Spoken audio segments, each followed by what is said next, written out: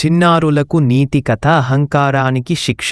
ఒకానొక అందమైన అడవిలో రకరకాల పక్షులు సంతోషంగా నివసించేవి.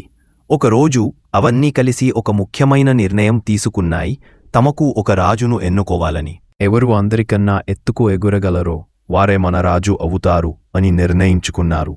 ఈ పోటీలో ఒక చిన్న పేరులేని పక్షి కూడా పాల్గొంది. అయితే ఈ పక్షి మనసులో దుర్మార్గపు ఆలోచన ఉంది. పోటీ ప్రారంభమైంది. అన్ని పక్షులు తమ శక్తి మేరకు పైకి ఎగసాగాయి. వాటిలో గద్ద అత్యంత ఎత్తుకు చేరింది.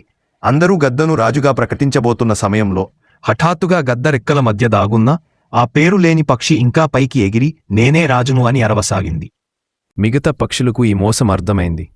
అప్పుడు వాళ్ళు, సరే, ఇప్పుడు ఎవరు నీటిలో అత్యంత లోతుకు వెళ్తారో వారే రాజు అన్నాయి. బాతు చాలా లోతుకు వెళ్ళింది. కాని మళ్లీ ఆ మోసగాడు పక్షి బాతు వీపు మీద వాలి తానే గెలిచానని ప్రకటించుకుంది. చివరికి మిగతా పక్షులు విసిగిపోయి ఆ మోసగాడు పక్షిని ఒక పొలంలో బంధించి గుడ్లగూబను కాపల ఉంచాయి. అయితే గుడ్లగూబ ఎంత ప్రయత్నించినా ఒక్క క్షణం నిద్రపోయింది. ఆ సమయంలో పేరులేని పక్షి పారిపోయింది. ఈ సంఘటన తరువాత నుంచి సిగ్గుతో గుడ్లగూబ పగటిపూట కనిపించదు, రాత్రి మాత్రమే బయటకు వస్తుంది. నీతి మోసం చేసి అహంకారంతో ప్రవర్తించడం వల్ల మనకు మంచి జరగదు. నిజాయితీగా ఉండటమే ఉత్తమమైన మార్గం.